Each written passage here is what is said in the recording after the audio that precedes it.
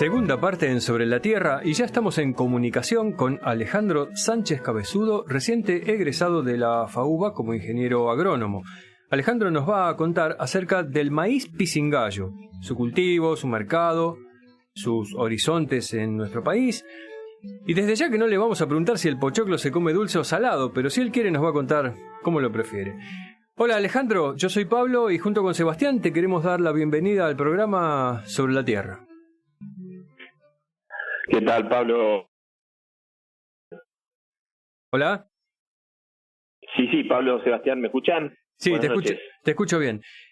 Para arrancar la entrevista, te quería preguntar, dado que vos hiciste tu tesis de grado en este tema, ¿qué sabías antes? ¿Cómo elegiste el tema? ¿Qué sabías sobre el maíz pisingallo antes de empezar el estudio? A ver, yo te explico un poco. Yo soy egresado, o sea, terminé mis últimas materias en el 2003 y yo quedé adeudando la tesis de grado, ¿no? Entonces, yo me fui a trabajar al interior, yo de hecho vivo en el interior, y trabajé mucho en empresas que eran productoras de maíz pisingallo. Bien. Entonces, ahí fue cuando cuando retomé el tema de mi tesis, decidí hacerlo en lo que era la cadena la cadena de comercialización del maíz pisingallo. Perfecto, entonces ya tenías un buen background en el tema. Sí, venía trabajando, arranqué trabajando en producción, en la primera empresa que yo estuve en producción de pisingallo, y en la segunda estuve un poco abocado a lo que era la exportación del grano. Bien, y ahora para todos los que no sabemos mucho de maíz, ¿nos puedes contar, hacer una breve introducción? ¿Del maíz pisingallo o el maíz en general? Del maíz pisingallo. Es bastante parecido en lo que es producción, las dos, ¿no? En lo que es producción, el paquete tecnológico es prácticamente el mismo. Se usan los mismos fertilizantes, los mismos herbicidas. La única diferencia entre uno y otro es que en el país no existen maíces pisingallos transgénicos. O sea, no hay BT, no hay ningún tipo de transgénico, ni RR ni BT en lo que es la genética de pisingallo en la Argentina. Bien, ¿y dónde se produce acá en nuestro país? ¿Comparte área con el maíz tradicional? Comparte área con el maíz tradicional, pero sobre todo las provincias de máxima producción son sur de Santa Fe, Córdoba y provincia de Buenos Aires. Algo en Entre Ríos y muy poquito en el norte, en Salta. Y yo por lo menos el único uso que le conozco es el pochoclo, pero ¿se usa para tiene otro fin, por ejemplo, qué sé yo, alimentar animales también, o es todo dedicado a pochoclo? No, es 100% dedicado a pochoclo, salvo lo que sea descarte de planta, ¿no? De proceso. Okay. Eso, obviamente todo lo que es descarte sí se puede llegar a dar de comer a los animales, pero el uso principal del maíz pisingallo es el pochoclo. Recién con Pablo, cuando mencionaste un poco las zonas de producción, si nosotros estamos yendo por la ruta y miramos, ¿podemos saber si es maíz pisingallo o es maíz tradicional? Si tenés el ojo muy entrenado, sí, si no, no. Okay. Si no, es imposible. O sea, el que tiene el ojo muy entrenado puede llegar a distinguir desde la ruta un maíz pisingallo por su estructura, tiene una hoja un poquito más fina, es una planta un poquito más chica, digamos, que el maíz común, pero nada, o sea, estaríamos hablando de un 70-80% del porte de un maíz común. Claro. Bien, como para ir yendo a los resultados de tu trabajo, ¿me puedes contar un poco más? Sí, o sea, yo hice el trabajo sobre lo que es la exportación, o sea, producción y exportación del maíz pisingallo y los mercados, ¿no? Los mercados que tenemos. Sí. En lo que es producción, como les había comentado al principio, es prácticamente igual que la del maíz común. La única diferencia es que al no tener maíces genéticamente modificados, tienes que tener mucho cuidado con el tema de insectos. porque todo lo que es insectos te daña mucho el grano, entonces es un cultivo que lo tenés que estar monitoreando continuamente. Con respecto al maíz común, ¿no? El maíz común es un cultivo que, si bien no tenés que dejarlo, lo tenés que monitorear, pero lo tenés que monitorear con menor asiduidad que en el maíz pisingallo, ¿no? ¿Y demanda más aplicación de agroquímicos, por ejemplo? No. En agroquímicos es exactamente igual. Los barbechos son los mismos. Lo único que al tener menor porte tarda menos en cerrar, tarda un poco más en cerrar el surco, que es lo único que puede llegar a tener un poquito más de cuidado con el tema del malezamiento, ¿no? Pero los productos químicos que se usan, los agroquímicos que se usan son exactamente los mismos. Perfecto. La fertilización es la misma. Y el manejo es exactamente el mismo, nada más que tenés que tener cuidado con lo que es el monitoreo de insectos. Claro. Bien, recién en la introducción mencionaste que estudiabas la exportación o que trabajabas con la exportación. ¿Nos puedes contar un poco sobre el consumo interno de Argentina y los volúmenes de exportación o cuánto porcentaje se exporta?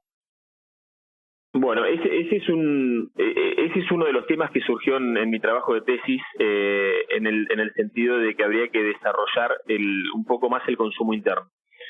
La Argentina hoy por hoy en hectáreas está más o menos estable, ronda entre unas 40 a 55 mil hectáreas de maíz pisingallo al año. Y ese volumen, el 95% de ese volumen se exporta. Queda solo un 6% de ese volumen en consumo interno.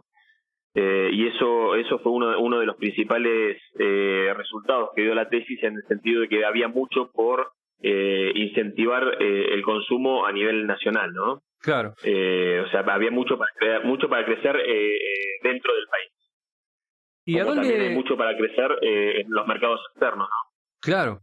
¿Y a dónde se exporta? ¿Quiénes son nuestros principales compradores? Los principales compradores de Argentina, son Ecuador, Egipto, Emiratos Árabes, Marruecos, Filipinas, se exporta bastante a Colombia. Mira. Uno de los principales importadores nuestros hasta hace 4 o 5 años, o tal vez un poquito más, 8 años, fue Brasil, que Brasil después se empezó a meter muy fuerte en lo que es producción y empezó a dejar de importarnos. O sea, Brasil tenía una importación muy grande desde Argentina y después empezaron a producir ellos maíz pisingallo y empezaron a dejar de importar del argentino. O sea, es un competidor hoy nuestro. Pero los principales países son esos que yo te dije: Ecuador, Egipto, Emiratos Árabes, Colombia. Bien, y entre los resultados de tu trabajo, ¿pudiste analizar el número de productores, si está bajando, subiendo, si es estable? No, a ver, el maíz pisingallo en Argentina se produce, hay un sistema de producción en donde hay 5 o 6 grandes empresas que son los exportadores, digamos, los que se dedican a exportar. Muchas de esas empresas siembran, y esas empresas, además de sembrar, hacen contrato con productores. Entonces hay el nivel de hectáreas que yo te digo, 40, 50 mil, el máximo hubo un año de 60 mil hectáreas, medio como que lo manejan estas 5 o 6 empresas exportadoras. Claro. Entonces ellas es como que manejan el volumen para que no haya ni subidas ni bajadas de precios por exceso de producción, ¿no? Claro. Entonces ellas son las que brindan la semilla, generalmente compran la semilla y se la dan a los productores, y más o menos van midiendo qué cantidad de hectáreas hacen cada una por año. Y cuando vos, Alejandro, decís que habría que estimular el consumo interno, ¿eso sería a partir de crecimiento de la cantidad de hectáreas sembradas? Claro. Si uno aumenta el consumo interno, deberías tener que aumentar la cantidad de hectáreas sembradas. Y lo mismo pasa con las exportaciones, ¿no? Los principales países productores de maíz pisingallo son Estados Unidos, Brasil y Argentina. Ellos producen el 90% de la producción mundial de maíz pisingallo, con la diferencia que Brasil y Estados Unidos son muy consumidores. Entonces, prácticamente lo que producen lo consumen ellos, y el único país que tiene una cuota exportadora muy grande somos nosotros, que no tenemos consumo interno prácticamente. Nosotros somos en exportación somos los número 1. Argentina en exportación de maíz pisingallo es la número 1, después viene Estados Unidos y después Brasil. Bien, bien. Y te quería preguntar, en todo el desarrollo de tu trabajo, de tu tesis, de la investigación que hiciste, ¿encontraste algún dato, alguna información que te haya sorprendido sobre este cultivo? ¿O en tu trabajo diario, digamos, que tiene que ver con el cultivo? No, o sea, en el estudio de la tesis lo que más me llamó la atención es que hay muchos más países compradores de lo que yo pensaba. Uh-huh. Realmente pensé que la Argentina tenía el mercado bastante desarrollado, pero he encontrado muchos otros países en donde la Argentina, no sé si no ha llegado o por no desarrollo, o porque bueno estaban llegando de manera tanto Estados Unidos como Brasil, ¿no? Pero he visto que en la parte asiática, que nosotros no estábamos llegando, también son muy consumidores, ¿vale? Todo lo que es la parte de Asia. Sí. Y ahí nosotros prácticamente no llegamos. Entonces eso fue un punto que me llamó bastante la atención. Bien, y como para ir cerrando un poco la entrevista, ¿nos podrías contar un poco las conclusiones que surgieron de tu tesis? Y bueno, por eso, las principales conclusiones fueron que hay que incentivar el consumo interno como para tener un crecimiento interno y poder llegar a desarrollar un poco más lo que es la producción de pisingallo en el país. Después, que es es un specialty que está muy marcado por la cantidad de hectáreas, y que si un año, o sea, se aumentan mucho las hectáreas, uh-huh, se modifica mucho el precio, claro. Tiene mucha volatilidad de precio. Por eso los exportadores, que generalmente son esos 5 o 6 empresas, manejan bastante finito el tema de las producciones. Sí. Y después, bueno, con lo del análisis global, se puede decir que hay muchos países en donde no estamos llegando, que bueno, que Estados Unidos sigue siendo el principal productor, pero también es el principal consumidor. Uh-huh. Y que después, bueno, viene Brasil también con gran cantidad de producción, pero también se lo consumen todos, y queda la Argentina, como ya lo dijimos, con muy poco consumo interno y todo el volumen exportable. Claro. Esas fueron las principales conclusiones del trabajo, y que para mí hay mucho para hacer a nivel mundial, ¿no? O sea, sobre todo en la parte asiática. La parte asiática está todo para desarrollarse. Increíble.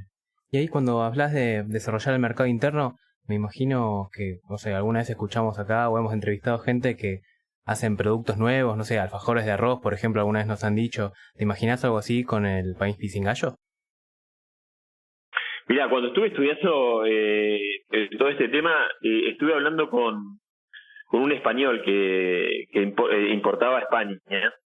Y estaba haciendo unas investigaciones con su hermana, estaba más en lo que era la parte de laboratorio. Estaba haciendo unas investigaciones con los saborizantes para el pochoclo. Y me habló de sabores como diciendo pochoclo al roquefort. Para decirte una cosa, era pochoclo con cheddar. Entonces eran un montón de sabores que estaban investigando para poder desarrollar más. O sea, nosotros estamos acostumbrados a lo que era el salado y el dulce. Claro.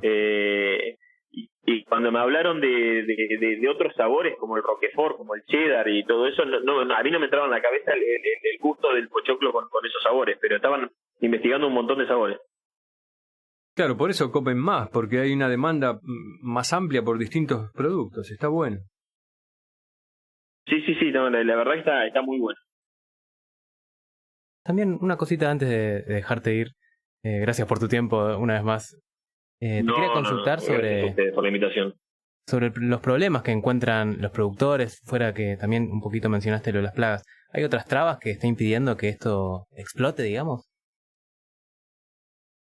No, a ver, trabas puntuales al maíz pisingallo no, o sea, más que las trabas normales que tienen todos los cultivos con los derechos de exportación y todo eso, que son comunes a todos, no, y después la principal traba, digamos, es el know-how del seguimiento del cultivo, por lo que hoy habíamos hablado al principio, por el tema del seguimiento de insectos. El productor tradicional ya no está acostumbrado a ese tipo de monitoreo. Por ejemplo, el monitoreo de diatraea, que es el barrenador del tallo, ¿no? Digamos, el productor tradicional del maíz común no está acostumbrado a ese tipo de monitoreo. Entonces, las empresas que exportan siempre te brindan el servicio técnico, ¿no? Te brindan sus ingenieros, su asesoramiento, y quieren que sus propios ingenieros sigan el cultivo. Claro. Sobre todo por el tema de la calidad, sí, porque es un producto que necesita de extremada calidad de grano. O sea, vos imaginate que si el grano está mal cosechado, por darte un ejemplo, y está el grano está dañado, no explota, no expande. Entonces tenés mucho porcentaje de grano sin expandir. Y el maíz pisingallo se vende, la principal calidad del maíz pisingallo es el porcentaje de expansión que tiene. A nivel mundial se mide por la expansión. La expansión se mide en unas pochocleras, o sea, vulgarmente dicho, pero son industriales, claro, en donde se tira una cierta cantidad de granos en la pochoclera y tienen que ir a un tubo de ensayo grande con todos los niveles de expansión, ¿no? Entonces, y se vende desde expansiones de 40 a 46. Las de 46 son las de mejor expansión, y después tenés expansiones de 38, que son los mercados más baratos, digamos. Claro. Pero lo principal es el tema de calidad. La calidad es primordial en el maíz pisingallo, y la calidad es tanto de almacenaje, de cosecha, de seguimiento de cultivo, de post tratamiento, el almacenaje, que no se te sobrehumedezca o que le falta humedad. La mayor expansión del pisingallo está entre 13,5 y 14,5 de humedad. Es un producto que necesita de cuidado extremo hasta que llega al consumidor. Claro.